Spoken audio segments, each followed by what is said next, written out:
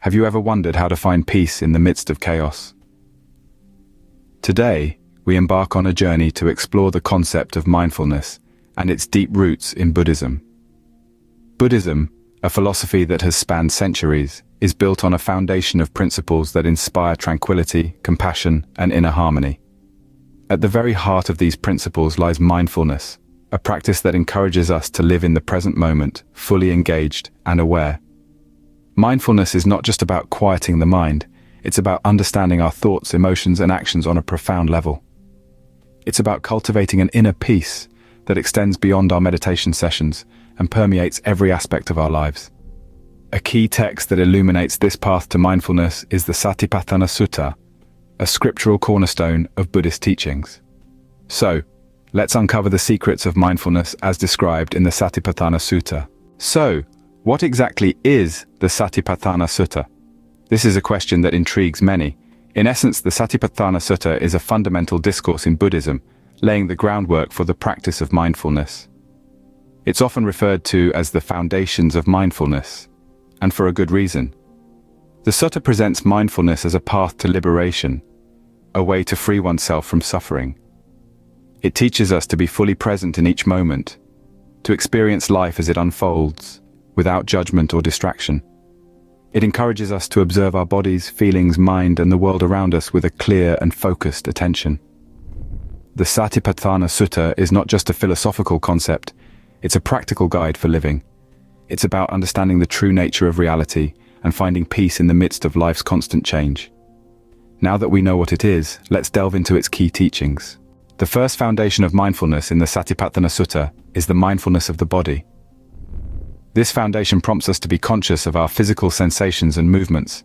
It's not about scrutinizing every little twitch or ache, but rather about developing an overall awareness of our physical state.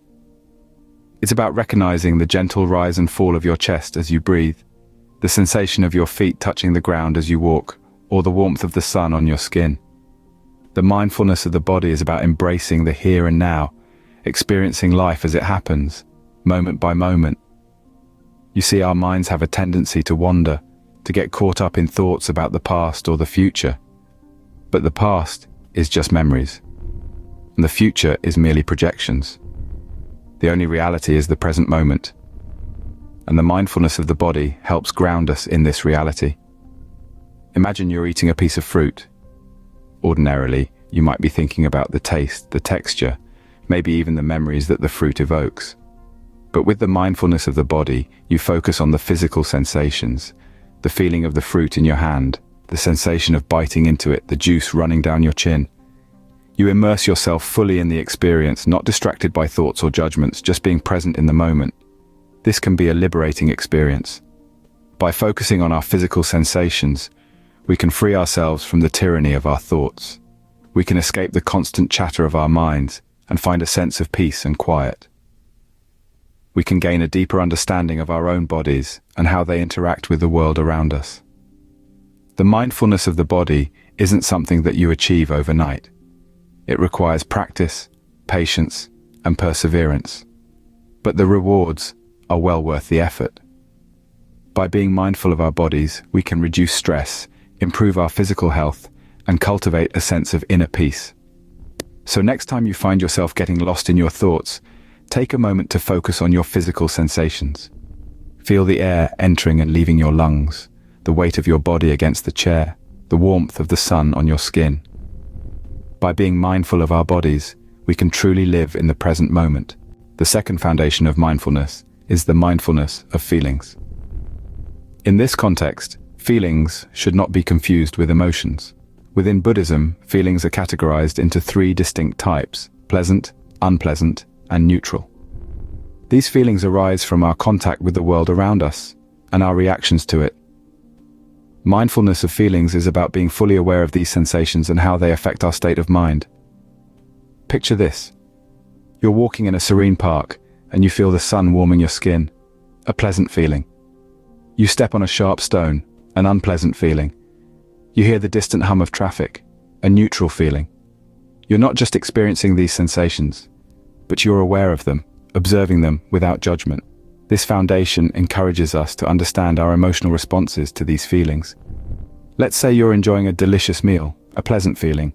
This could lead to craving more, which if not met, could result in frustration or disappointment, unpleasant emotions. By being mindful, we can recognize this pattern and avoid being carried away by it. On the other hand, an unpleasant feeling, like physical pain, could lead to aversion or anger.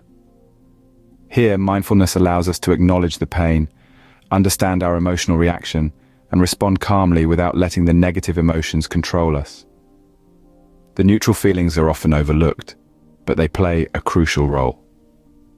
We frequently go through life on autopilot, not paying attention to the neutral, mundane moments. But mindfulness of these feelings can bring a profound sense of peace and contentment as we learn to appreciate the simple, ordinary moments in life. By practicing mindfulness of feelings, we become more in tune with our inner selves. We learn to respond rather than react to our feelings, leading to a more balanced emotional life. It's like being the calm center in the midst of a storm. Feelings come and go, but with mindfulness, we remain steady. By being mindful of our feelings, we can better control our emotional responses. The third foundation of mindfulness is the mindfulness of mind. This concept, while seemingly abstract, is crucial for understanding the inner workings of our minds and our thought processes. Mindfulness of mind is all about observing our thoughts and mental states, and not just passively, but with a keen, active interest. It's about taking a step back from our thoughts, allowing them to flow freely and watching them as an impartial observer. We don't judge, we don't interfere, we simply observe. Imagine your mind as a river with thoughts flowing like water. You're standing on the bank, watching the water flow by. Some thoughts are like leaves, gently floating along the surface, while others are like rocks, causing turbulence and disruption.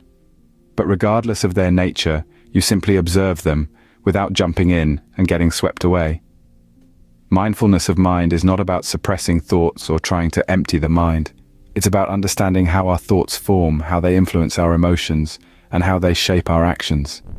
It's about gaining insight into the patterns of our mind and understanding the cause and effect relationship between our thoughts and our experiences.